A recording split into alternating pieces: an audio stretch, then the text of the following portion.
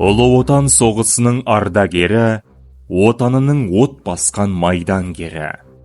Еске алып, есімін ардақтаймыз, халқының қаһарманы заңғар еді.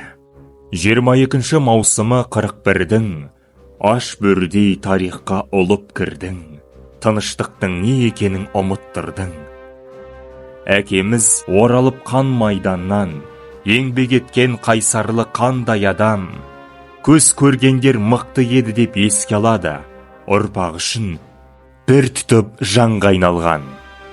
Тағзым етіп, айтамыз алғыс дәйім, елі жерім, ұл қызы, немере шөбересі артта қалған.